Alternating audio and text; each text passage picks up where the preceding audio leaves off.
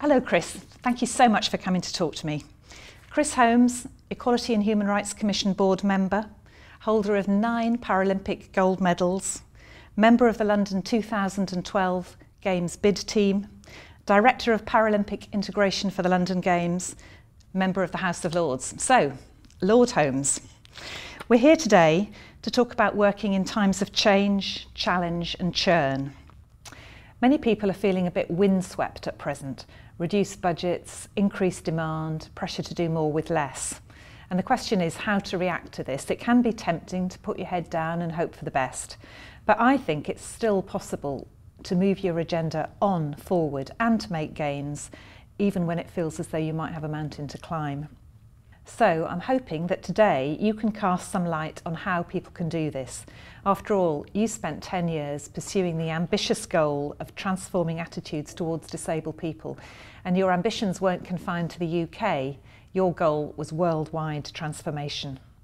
Your launchpad was the 2012 Paralympics, which involved more athletes than ever before from many more nations.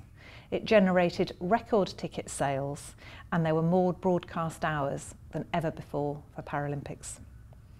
Thank you so much for coming to talk to us. Before we get into the detail of hearing your story, let's start with that change, challenge, churn. Does it have to be a problem, or do you think there are advantages working in that kind of environment? I think it can always feel like a problem, but the reality is that's what life is. It's always been like that. But in the times we're living at right now, it absolutely is right front and centre for people. For a lot of us, when we think about the generation that perhaps our parents and certainly our grandparents had, things were very set, be it in terms of who you voted for, which groups you associated with, where you went to work, once you're in that job, how long you stayed in that job. Things were pretty set. That's all gone, absolutely. We're in a time now of almost perpetual change. You see in every aspect of life, right down to the handheld devices that everybody has. Things are moving at such a pace that inevitably feels uncomfortable for us as humans. We're naturally small c conservative. We naturally want to have that certainty. But actually, if you want to really drive something, make something happen. Making something happen necessarily means making something happen by change.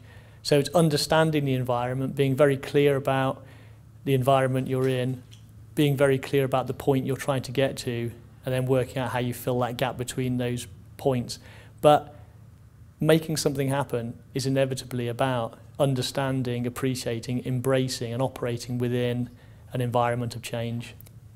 It can really drive those opportunities because it's an environment where you have to.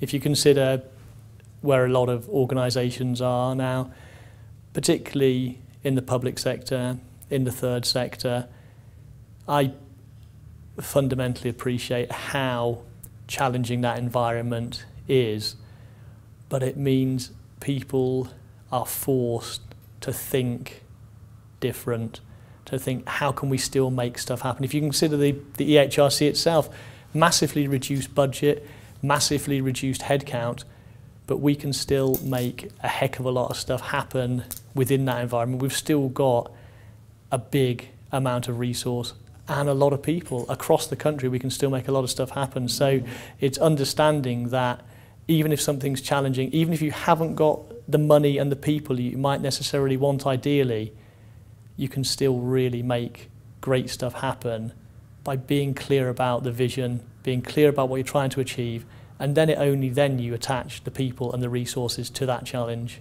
Let's look at your story. Let's go back to 2003 when you became involved in the bid. So few people were on board then. Phenomenal to be lucky enough to get involved with something right from the outset. Absolutely. This wasn't getting in at the ground floor. We were in the basement at this stage. We really had to build this thing from scratch. And a small group of us really believed that we could potentially, just potentially, bring the Olympic Games and the Paralympic Games back to this country for the first time in 64 years. this was set against a backdrop of pretty challenging economics. We had a tiny budget for the bid, and even at the height of the bid, we had just under 100 people. For the majority of the bid, we had around 50 people.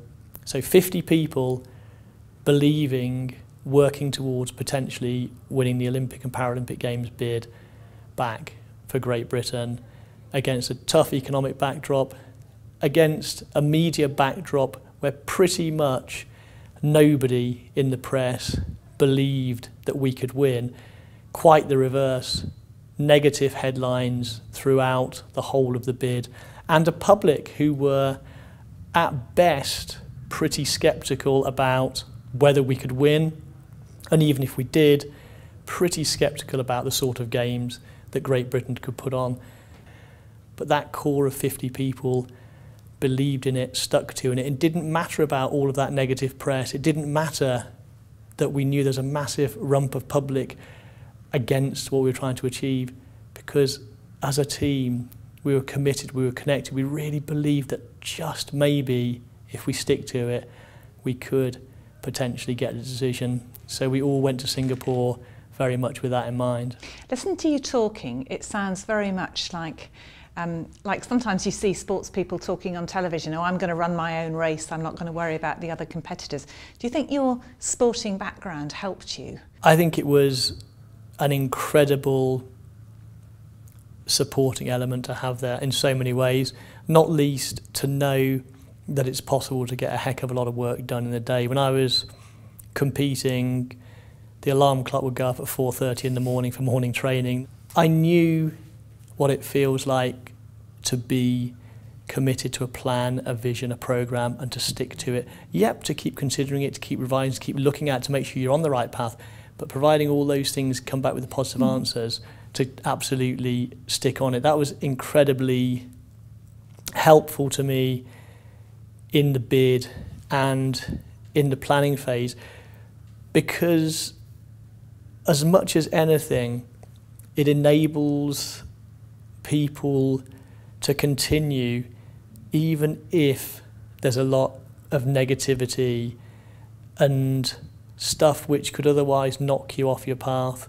If you've got that vision, that path, that programme, that plan, and you're sticking to it, you've got people around you, you can absolutely carry on. And it's not even that the negativity even cuts in at all, really, because you're so clear about what you're trying to achieve. It doesn't matter, because again, most of the people, be it in the press, who criticise you when you're an athlete if you don't perform, and that happened for some of my races, the people who criticise us in Bidco, the people who are being negative when we were planning the games, what do they know? What have they done? You know, they can have that position, but if you're clear about what you're trying to achieve, stick to it, ride on over all obstacles and finish the race you started. If you're trying to achieve something different, different is necessarily change. If you just want to float down the stream and continue with the status quo, you can potentially have a comfortable, easy ride. But if you want to make the difference, make a change, that is inevitably going to be uncomfortable. But from that discomfort, embrace it, love it. It's your best friend when you're trying to achieve something, because that is a key driver to make stuff happen. And then whatever negativity is coming from the outside, from your critics, from the press, doesn't matter, because you've had the vision, you've had the belief, you've built the team, and you're committed to making it happen. So what were your goals? Having competed in 4 games, I really had a sense of what the opportunity was. Stars aligned for us potentially in London if we could get it right. I really believed we could do something incredibly special with the games. So I had key operational targets, key strategies, all of that stuff, you know, thousands of pages, all that stuff which it takes to do the games. But actually boiling all that down to a very simple thing, the aim was to build a team to put on the greatest Paralympic Games ever. And I believed if we could do that, we could fundamentally shift attitudes towards and opportunities for disabled people. And that's what drove me every day for, without question, the hardest work I've ever done in my life, but worth every single second of it. When I started, 0% of people were prepared to say they were strongly likely to buy a ticket to the Paralympic Games. I knew we had to sell out. I believed we could sell out, but that was coming from a base where 0% of people were prepared to say they were strongly likely to buy a ticket. So how did you work on that then? What was your strategy? It started absolutely from that vision and from that belief that we could sell out, that it was possible. In London 2012, with a whole series of factors, we could do this. No previous games had sold out or anything like it. The best anyone had got would be around 40%. But I believed we could, if we got it right, sell out. So we had a detailed ticketing strategy, as you'd imagine, all of that. Very detailed marketing and communications plan, all of that. Massive use of all the media, not least web and new media, which can be extraordinarily powerful if tied into your overall strategy and deployed in the right way. But as well as all of that, as long as the daily drumbeat, I knew we had to have a massive moment, because it's that attitudes thing again. We had to shift people's attitudes. We had to enable people to want to come to the games, to want to pay money to come to the games. And to do that, I believed we had to not only sell this thing as sensational sport, we had to enable people to feel the comfort which would enable them to have the confidence to come and be part of this. Not to come for worthy reasons, not to come with the fear that they might say the wrong thing or they might be embarrassed or it's going to not be a great day and they're on eggshells the whole time. This had to be something, I want to be there because this is going to be absolutely brilliant. So I figured we needed a massive moment to set that off. So I convinced the rest of the board that we should do International Paralympic Day at a year to go. And we should host it in Trafalgar Square, have all 20 Paralympic sports showcased in the square and get the UK and the world's media down there. We had Prime Minister David Cameron and Mayor of London Boris Johnson in a game of wheelchair tennis in front of the world's media. Picture of the day the next day in the Wall Street Journal, picture of the day in the Financial Times, broadcast around the world, broadcast around the country. I believed we needed that massive moment because through doing that, the next day I put Paralympic tickets on sale. In the first 2 weeks, we shifted 1.1 million tickets. And I absolutely knew at that point, a year out, that yeah, we could, if we kept sticking to that, we could just sell out. And I think now we can look back, we can see that the Games were so successful. But I think many equality officers and other people who campaign for equality and human rights often can see how their agenda fits neatly into other people's, but it's getting those other people to appreciate the added value. And I'm wondering if there was anything in particular you did to make those people who were most interested in the Olympics understand the added value. Yeah, I think that's a really key point. And it was always about taking the time to really understand the other person, the other organisation's perspective, where they were at, why they were at that point, and through that understanding, being able to construct a dialogue which fitted with their world, rather than just coming to a corporate, coming to an individual and going, the Paralympics is going to be great, come and get on board with this. That would have got us nowhere, because it doesn't answer that crucial question of, so what? And that is so often the question which any of this stuff has to answer. There'd be no point me going and having those discussions going, it's going to be brilliant, it's going to be the biggest ever, or so what? It had to be really through understanding their world. Where were they at? Where were their fears, their concerns, their pressures? Even sort of, some of the biggest companies in the world are Olympic sponsors. That doesn't mean necessarily they'll just go, well, okay, we'll sponsor the Paralympics as well. If they haven't been involved with the Paralympics, they've got budgets, they've got targets, they've got pressures like the rest of us. It was very much about getting into their world and enabling them through hours and hours and hours of discussions, connections, building relationships with these people to enable them to see the Paralympics through their lens, which we'd been able to create to tie it very much to where they were trying to get to and what their pressures were and how the Paralympics could help with that. But it's absolutely shoe leather time. And it's worth every step of that journey, because there isn't any easy win. Because if this stuff was easy, you'd have had all the Olympic sponsors, Paralympic sponsors before, but never happened. You'd have had all the tickets sold before, never happened. But worth every step of that journey. The greatest thing about all of this stuff is there is no magic fairy dust. And that's the magic of it for me. There is no magic fairy dust. The media is obviously very important in terms of attitudes. Tell us about how Channel 4 became involved. It was a great process to go through. I couldn't have imagined when I started my swimming career some years ago, I couldn't have imagined that in the run up to 2012 we would have every UK broadcaster vying to win the rights to show the 2012 Paralympic Games. All of them putting serious cash bags on the table, all of them putting serious production plans on the table. And every broadcaster could have done a great job at games time, no question about that. What got Channel 4 across the line was their commitment to the essence of the thing, right from the moment that they would sign the contract if they won.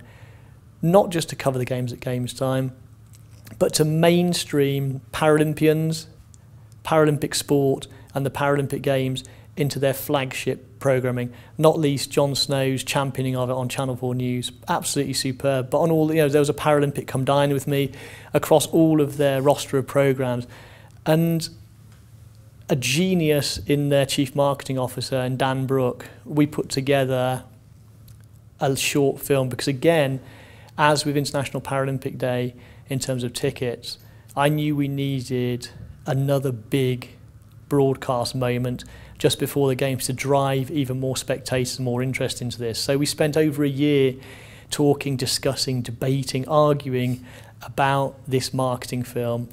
I think what we produced at the end of it is probably something that I'm most proud of from the games. Meet the Superhumans, it's on YouTube. I wanted it to say, this is sensational top flight sport. But within that, I also wanted to get the message across, these are Paralympic athletes, they are at the top of their game. But also, disabled people are not different. There isn't a different world, a separate world of disability. They're people like you, people like me. And to get all that into a 90-second film with an absolutely fantastic, banging track, absolutely, every time that film goes on, it absolutely connects me back into all those discussions, those debates. And we put that on July the 17th, 2012 at 9 p.m. We put it on simultaneously on 74 of the UK TV channels. Now, I've got to be honest, perhaps you're the same as me with this, Kate. Up until that point, I didn't know there were 74 UK TV channels. Apparently there are. But to have that moment simultaneously, this film going out across all of the UK broadcasters, what a moment, what a seminal Paralympic moment to enable every person to understand the games are coming to town, these are your games, watch it on Channel 4, listen to it on Radio 5, get a ticket if you still can, be part of this, go to a live site, in whatever way you can, connect with this because it's going to be groundbreaking. And the viewing figures, 12 million people for the opening ceremony, that's 6 times more than Beijing. Channel 4 were a sensational partner, and you see that going forward with their coverage of Sochi, and they're committed right through to Rio 2016. Another great part of the legacy, the broadcasting legacy from what we were able to do in 2012.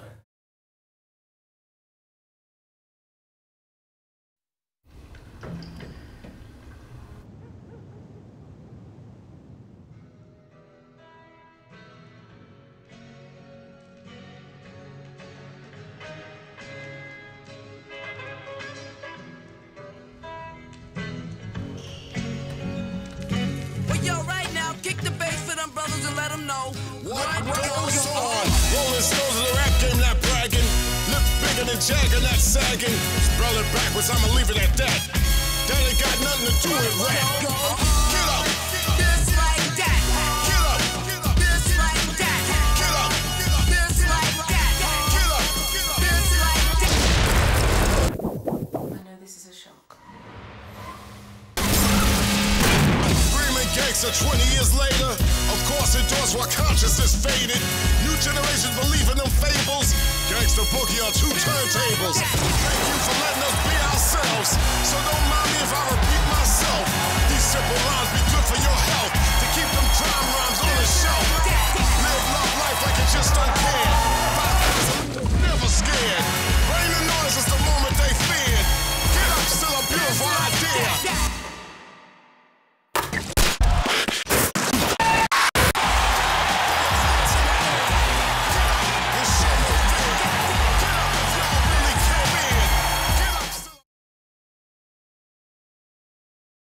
You said at the beginning that your goal was to change people's attitudes towards disabled people, and doing that would improve disabled people's lives.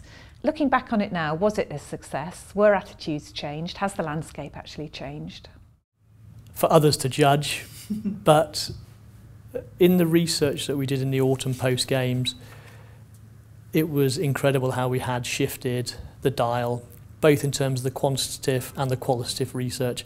It demonstrated that you can change attitudes, and you can change some pretty deeply held attitudes and beliefs. It is possible.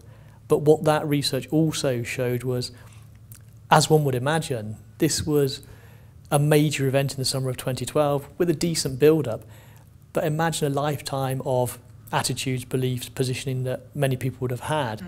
What the research showed was, though we had achieved that change, it was tentative. The Paralympic Games unquestionably showed us at our best what we can be as individuals, what we can be as communities, what we can be as a society, as a country. But the DHI demonstrates equally a much darker side, a much darker slice of life going on simultaneously as the Paralympic Games. And those are the two things to hold juxtaposed, to understand how difficult this thing is and how it does require nothing short of every single person at the right stage to get involved, to commit and to make a difference in the way they can. So we need to keep going then to try and shore up those changes that we think occurred. Yeah, I mean, it's a journey. We're on a journey. The Games was, I hope, for everybody, a fantastic staging post, but it wasn't an end of itself or in itself, not at all. It was a staging post on a much longer journey. I believe we're on the right track, but there's still a long, long way to go, because look, just at the employment stats, if there was true employment equality, there would be 2 million more disabled people in work. 2 million people today in work, 2 million people that we're wasting their talent on a daily basis. Again, going back to that sense of challenge, change and churn that you were talking about, even in the good times, not only should we not tolerate that, but we couldn't afford it as a nation. But when you look at where we are now, we absolutely can't afford to day on day waste that talent. We need to have everybody contributing, committed, connected, doing stuff. And I don't just mean work in the narrow frame there. People being able to be fulfilled, doing stuff, contributing. It's again back to everybody continuing to connect, continuing to do what they can, because again, I think it's very easy and utterly understandable for people to be cowed by the weight of the task, or the feeling that it's all about structures and systems bearing down on us that are greater than us. Focus on what you can do as an individual. Focus on what you can do when you connect with other individuals. We all understand how important legislation is, how important statutory obligations are, but if you don't have that attitudinal piece, the statute may get you very few steps, if any, down the road, really. It's this thing, we are born human, we are connected, we live in a social world. It's about attitudes, values, behaviours, how we connect, how we interact with one another. And it is absolutely no more complicated than if you can change the life of one individual for the better, then your time has been absolutely well spent. Thank you, Chris. That was fantastic. It's great to hear your story. Really impressive. I'm sure everybody will be really inspired. Thank you so much. Thanks very much.